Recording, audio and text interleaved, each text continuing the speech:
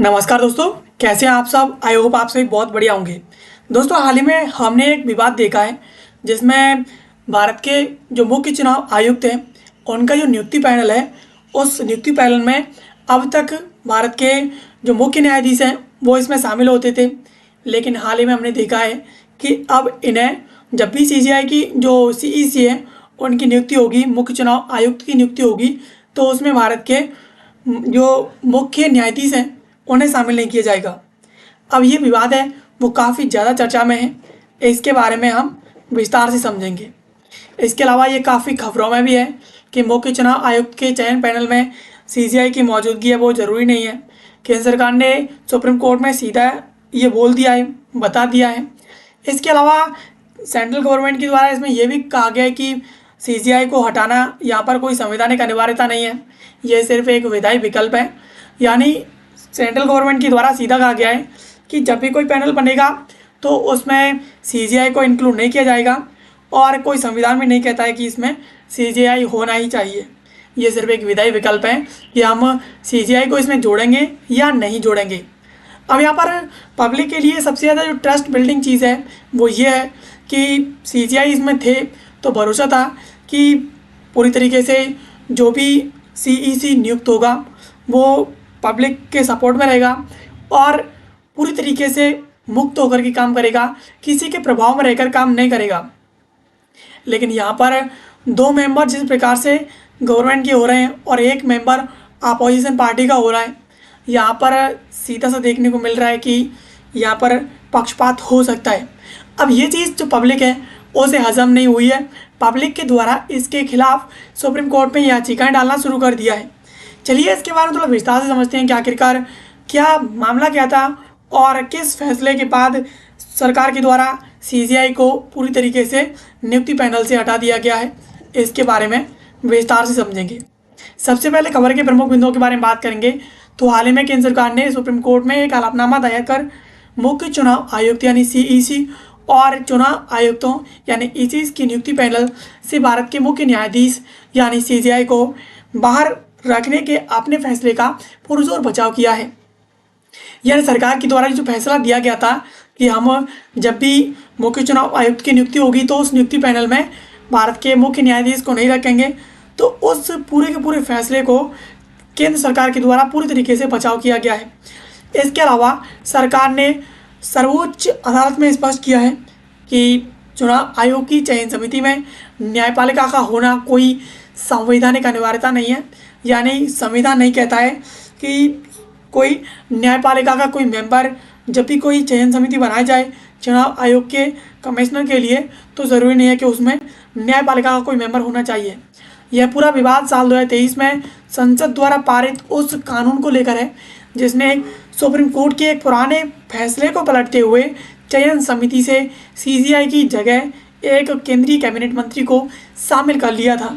यानी अब केंद्र सरकार के द्वारा संसद द्वारा एक फैसला यहाँ पर दिया गया, एक नया कानून पारित किया गया जिसमें सुप्रीम कोर्ट के द्वारा जो फैसला सुनाया गया था उसे पूरी तरीके से बदल दिया और बदलने के बाद यहाँ पर सीजीआई की जगह एक केंद्रीय कैबिनेट मंत्री इसमें नियुक्ति पैनल में शामिल कर लिया है।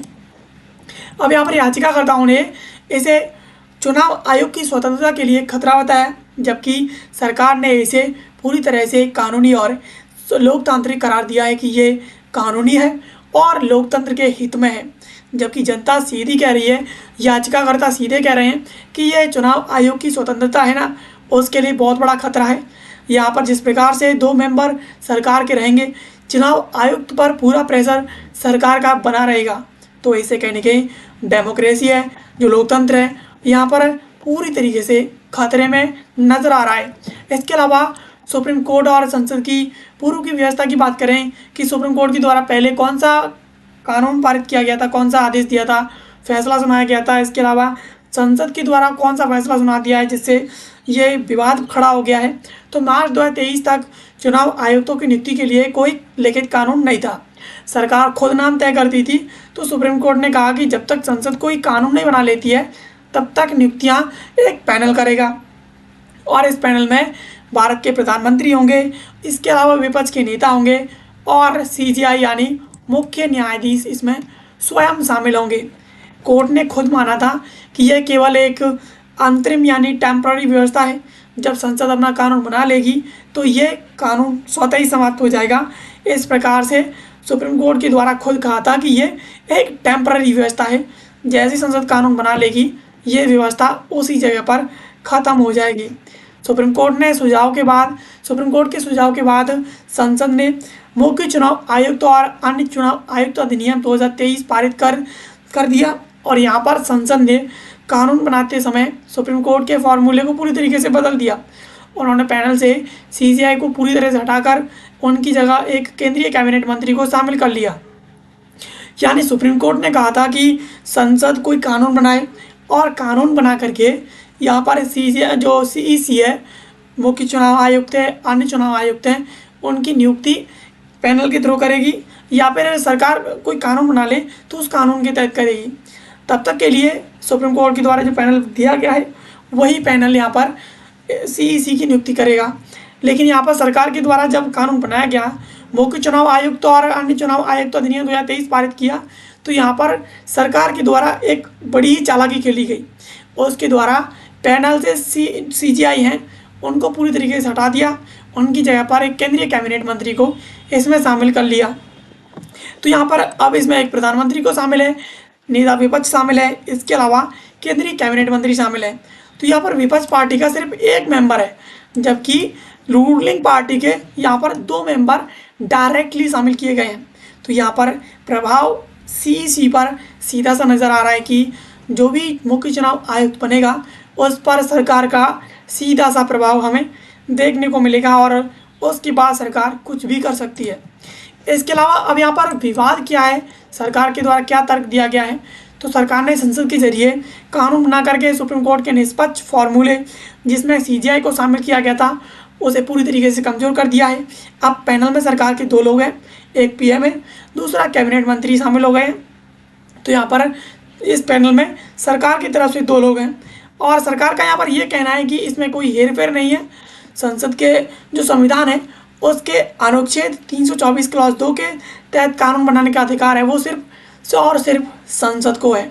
सुप्रीम कोर्ट ने खुद कहा था कि जब उनका फैसला तब तक के लिए जब तक कोई कानून नहीं बन जाता, संसद कोई कानून नहीं बना लेती, तब तक के लिए वो फैसला है।